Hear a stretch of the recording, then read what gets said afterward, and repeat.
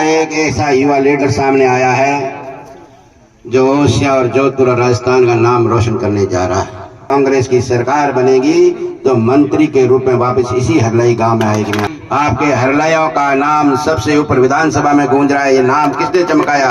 माननीय महिपाल मदेरणा साहब ने चमकाया। हमारे बुजुर्ग लोग कहते हैं कि पहला सुख निरोगी काया, दूसरा सुख घर में माया। निरोगी काया मतलब 25 लाख रुपए का बीमा अगर किसी ने किया तो अशोक गहलोत की सरकार ने किया।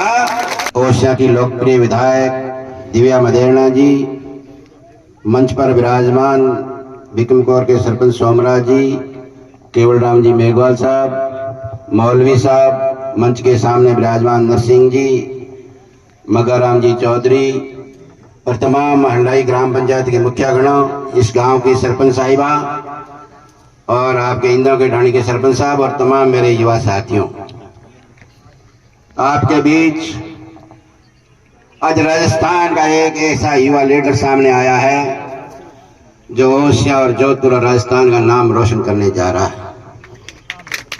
उस नाम रोशन करने के लिए आप लोगों को 25 तारीख का मौका है कि अगर 25 तारीख के हाथ के बटन के आगे बटन दबाओगे तो ये विधायक बन करके विधानसभा में जाएगी और विधानसभा में कांग्रेस की सरकार बनेगी तो मंत्री के रूप में वापस इसी हरलाई गांव में आएगी। मैं आपसे निवेदन करना चाहता हूँ।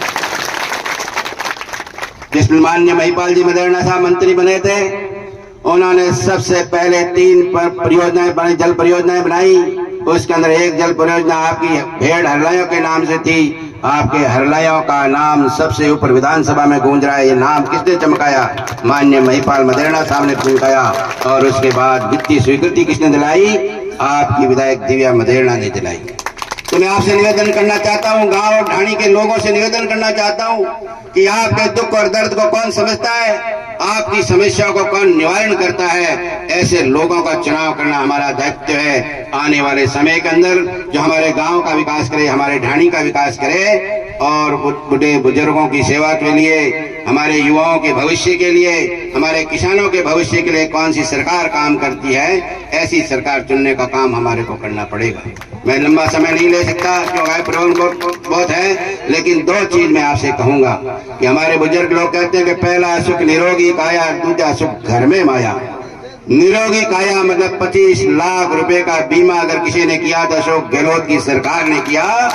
और घर में माया का काम अगर किसी ने किया तो बुढ़े बुजुर्गों का 58 साल की महिला और 60 साल के पुरुष के लिए 1000 रुपए की पेंशन की व्यवस्था अगर किसी ने की तो अशोक गहलोत सरकार ने की।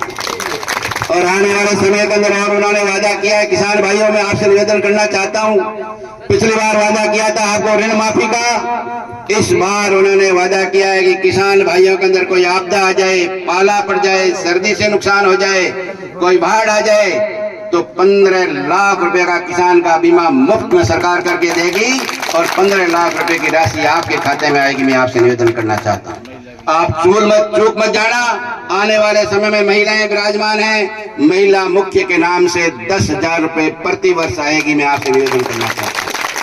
ओपीएस के लिए जो कर्मचारी भाई बैठे, उनके परिवार बैठे, मैं उनसे निवेदन करना चाहता हूँ, अगर आपको अपने पिता की, आपको अपने परिवार की पेंशन चाहिए तो कांग्रेस की सरकार को जिताइए, दिव्या मदेरणा को जिताइए और 25 तारीख को हाथ के बटन के आगे बटन दबा करके विधानसभा में पुनः कांग्रेस की सरकार बनाइए। जय हिंद, जय भारत।